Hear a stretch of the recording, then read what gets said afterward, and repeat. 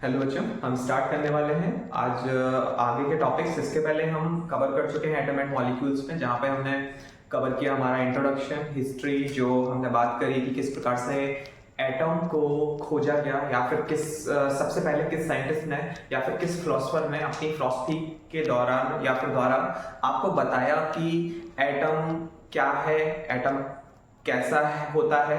और उसके बाद एटम से भी बड़ी जो चीजें होती है जैसे कि मॉलिक्यूल, एलिमेंट या फिर कंपाउंड, उन सब के बारे में आपको बताया गया। फिर इसके बाद हमने बात करी थी कि यहाँ पे कुछ लॉस के बारे में। जब कोई भी एटम हो या कोई भी एलिमेंट है या कोई भी कंपाउंड हो, जब वो आपस में केमिकल रिएक्शन करते हैं, दो या दो से ज्यादा, तो वहां पे वो कुछ लॉस को फॉलो करते हैं, जो कि मैं आपको ऑलरेडी दोनों लॉस पढ़ा चुका हूं। आई होप आपको वो समझ आए होंगे। अब हम पढ़ते हैं उसके बाद और भी ज्यादा। देखिए क्या होता है कि साइंटिस्ट एक के बाद एक साइंटिस्ट अपनी अपनी थ्योरीज देते जाते हैं, और ऐसा नहीं होता कि सभी के सभी सेम थ्योरीज देते हैं। कुछ ना कुछ इनहेंस करते हैं, उस थ्योरी में कुछ ना कुछ नया बताने का प्रयास करते हैं, कुछ नया बताते हैं, ताकि जो चीजें हैं वो और ज्यादा क्लियरिफाई हो पाए। जैसे कि पिछले में बताया कि कुछ एटम ऐसा होता है, आप बताएंगे कुछ ऐसा होता है, फिर उन्होंने कुछ थ्योरीज दी किस प्रकार से होता है कि उसका एक फिक्स रेशियो होता है, एक फिक्स प्रोपोर्शन होता है। ऐसे ही अब बात करते हैं कि यहाँ पे जो डेल्टन होते हैं, डेल्टन एक साइंटिस्ट का नेम है, जो कि अपनी एक एटॉमिक थ्योरी देते हैं, जिसे हम डेल्टन एटॉमिक थ्योरी कहते हैं। अब अगर हम डेल्टन एटॉमिक थ्योरी के अकॉर्डिंग देखते हैं, तो जो डेल्टन साहब होते हैं वो कहते हैं चाहे कोई एलिमेंट हो, चाहे कोई मिक्सचर हो, चाहे कोई कंपाउंड हो, सभी के सभी इस थ्योरी के अकॉर्डिंग ही वर्क करते हैं। अब उन्होंने इस थ्योरी में कौन कौन से पॉइंट्स आपको बताए, तो सबसे पहले उन्होंने बताया कि कोई भी मैटर, चाहे वो मैटर सॉलिड हो, चाहे वो लिक्विड हो, चाहे वो गैस हो, सभी के सभी एक सिंगल एटम से मिलके बने हुए हैं। यानी कि उसकी जो सबसे छोटी यूनिट है वो क्या है, एटम है। पहला पॉइंट हमारा हो गया, लिखा हुआ है all matters is made up of very tiny particles called atoms. Okay, इतना समझ आ गया। Which participates in a chemical reaction. याद रखिएगा, जब भी हम किसी भी दो या दो से ज्यादा केमिकल्स को आपस में रिएक्ट कराते हैं, तो उनके जो एटम्स होते हैं वो क्या करते हैं, उस केमिकल रिएक्शन में पार्टिसिपेट करते हैं, और रिएक्शन के बाद हमें क्या देते हैं, एक प्रोडक्ट फॉर्म करके देते हैं। आगे बढ़ेंगे, दूसरा जो पॉइंट है वो उन्होंने बोला कि एटम आर इंडिविजिबल।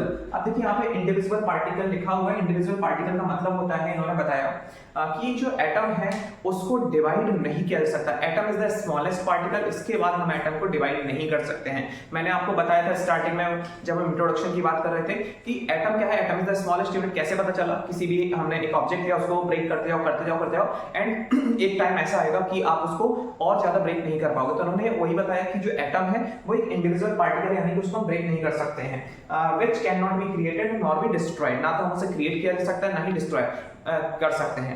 बट आप अब बोलेंगे कि सर हमने तो पढ़ा हुआ है कि एटम को भी हमने क्या किया हुआ है, उसको डिवाइड किया हुआ है। उसमें भी हमने देखा हुआ है कि उसमें एटम्स के जो 3 सब एटॉमिक पार्टिकल्स होते हैं, जिन्हें हम इलेक्ट्रॉन, प्रोटॉन और न्यूट्रॉन कहते हैं। Yes, you are right. उसकी बात हम आगे करेंगे। अभी हम सिर्फ बात कर रहे हैं about the Dalton atomic theory कि जो डेल्टन साहब होते हैं वो आपसे क्या कह रहे हैं। ओके, चलिए हम नेक्स्ट टॉपिक की तरफ जाएंगे।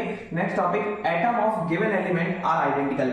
एटम्स ऑफ गिवन, यहां पे याद रखिएगा ये वर्ड बहुत मोस्ट इंपोर्टेंट है। Element are identical in mass, यहां पे 2 टाइम्स हो गया है, एंड केमिकल प्रॉपर्टीज। यानी कि उन्होंने बताया कि जो एक एलिमेंट होता है, सबसे पहले देखिए अभी शायद आपको एलिमेंट, कंपाउंड, मॉलिक्यूल और एटम के बारे में थोड़ी सा डाउट होगा, वो भी मैं आपको जल्दी ही समझाने वाला हूं। आपके लिए मैं दूसरी वीडियो लेके आऊंगा, जिसका मैं एक आध दिन में लिंक कमेंट बॉक्स में डाल दूंगा, तो आप लोग चेक कर लीजिएगा, या डिस्क्रिप्शन में डाल दूंगा, ठीक है।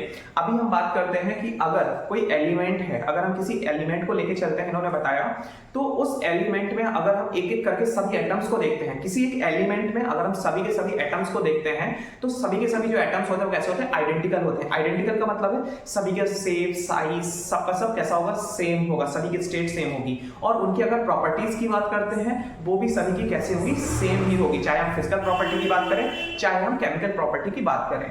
उसके बाद हम बात करते हैं यहाँ पे इधर पे लिखा हुआ है एटम्स ऑफ, मैंने यहाँ पे तरीके से लगाया हुआ, आप लोग समझ जाइएगा।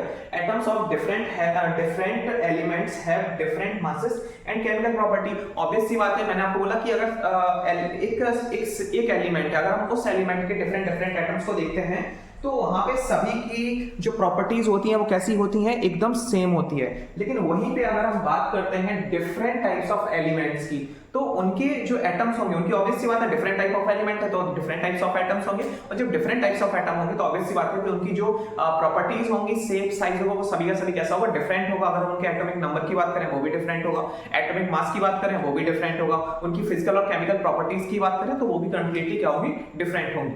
इसके बाद हम बात करते हैं यहाँ पे हमारा नेक्स्ट पॉइंट हमारा क्या होगा, atom combine in the ratio of small whole number to form compounds. देखिए जो एटम्स होते हैं, एटम्स मिलकर मॉलिक्यूल कंपाउंड फॉर्म करते हैं। अभी मैं आपको समझा दूंगा बाद में क्या होता है मॉलिक्यूल कंपाउंड। फिलहाल आप सिर्फ इतना क्लियर रखिए कि जो एटम्स होते हैं, एटम्स कंबाइन जब होते हैं, अगर same type of atom combine होते हैं तो वो एलिमेंट फॉर्म करते हैं। अगर different type of atoms combine होते हैं या फिर हम बोले डिफरेंट टाइप ऑफ मॉलिक्यूल जब डिफरेंट टाइप ऑफ एटम जब कंबाइन होते हैं तब वो क्या करते हैं, कंपाउंड फॉर्म करते हैं। तो इन्होंने बोला है कि atoms combine in the ratio of small whole number to form compound. देखिए यहाँ पे इसको आप ऐसे समझिए, जैसे कि सपोज करिए आपको पता है कि अगर मैं वाटर की बात करता हूँ, किसकी बात करता हूँ, वाटर की, तो वाटर का फॉर्मूला आप सब लोगों को पता होगा, वो क्या होता है, H2O होता है, राइट। यहाँ पे आप देख पा रहे हैं कि हाइड्रोजन के नंबर कितने हैं, हाइड्रोजन के नंबर हैं 2 और ऑक्सीजन के कितने हैं, ऑक्सीजन के नंबर है 1।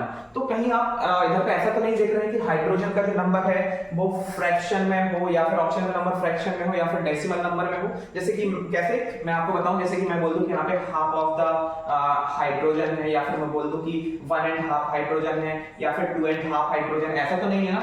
एक फिक्स नंबर होता है, या फिर हम बोले एक होल नंबर होता है, हाफ नंबर्स नहीं होते, या फिर फ्रैक्शन की फॉर्म में नंबर्स यहाँ पे नहीं होते हैं। यहाँ पे पूरा कंप्लीट नंबर होगा। वैसे ही हम बात करेंगे जैसे कि मैंने बोला डेसिमल, तो ऐसा नहीं होगा कि 0.2 ऑफ हाइड्रोजन यहाँ पे प्रेजेंट है और 0.4 ऑफ यहाँ पे ऑक्सीजन प्रेजेंट है, इस प्रकार से भी नहीं होगा। इस चीज को आपको क्लियर रखना है। तो यहाँ पे यही बोला हुआ कि atom combine in the ratio of small whole number. यहाँ पे सारे के सारे कैसे होते हैं, जो नंबर्स होते हैं वो होल नंबर होते हैं। या तो एक हाइड्रोजन होगा, या 2 हाइड्रोजन होंगे, या 3 हाइड्रोजन, 4, 5, 6, मतलब एक कंप्लीट नंबर होगा, या बोले एक होल नंबर होगा। ना कि ऐसा होगा कि हाफ, 1.5 या फिर हाफ, या फिर 1/3, 1/4 फ्रैक्शन की फॉर्म में नहीं होगा, नहीं डेसिमल की फॉर्म में होगा। नेक्स्ट हम समझते हैं, नेक्स्ट हमें दिया हुआ है the relative number and kinds of atom are constant in a given compound. देखिए इसका मतलब क्या है, देखिए यहाँ पे सबसे पहले लिखा हुआ है relative number and kinds of atom are constant. मतलब यहाँ पे जैसे कि सपोज करते हैं मैंने एक मॉलिक्यूल लिया मैंने किसका, वाटर का, सेम जैसे कि अभी हमने लिया हुआ था।